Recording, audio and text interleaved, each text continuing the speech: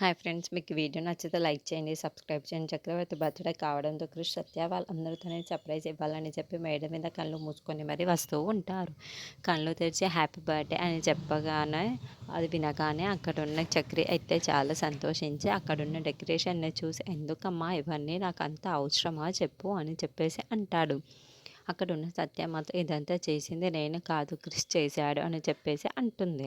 ఆ మాటలు వినగానే అక్కడున్న చక్రి అయితే చాలా సంతోషించి, "క్రిష్‌ని హగ్ చేసుకోనివ్వమని, ఇదంతా నా కోసం చేశావా? నాకు చాలా ఆనందంగా ఉంది" అని చెప్పేసి అనుకుంటూ చాలా సంతోషిస్తూ ఉంటాడు. ఇంతలో అక్కడున్న సత్యాన్ని చూసి, "నువ్వే ఇదంతా చేయించినందుకు చాలా థాంక్స్ అమ్మా" అని చెప్పేసి అంటాడు.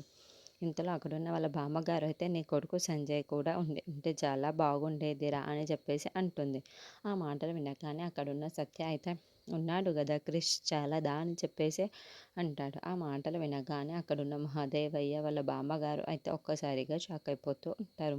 "అదేంటి, వీడెలా అవుతాడు కన్న కొడుకు? తన కొడుకు సంజయ్ కదా మరి" అని చెప్పేసి అంటుంది. ఆ మాటలు వినగానే అక్కడున్న సత్య అయితే, "క్రిష్ కూడా నాన్న అని పిలిస్తే తను కూడా కొడుకు అవుతాడు కదా, అలా అని ఎందుకు అనుకోకూడదు" అని చెప్పేసి అంటూ ఉంటుంది. ఆ మాటలు వినగానే అక్కడున్న చక్రి అయితే చాలా సంతోషిస్తూ ఉంటాడు.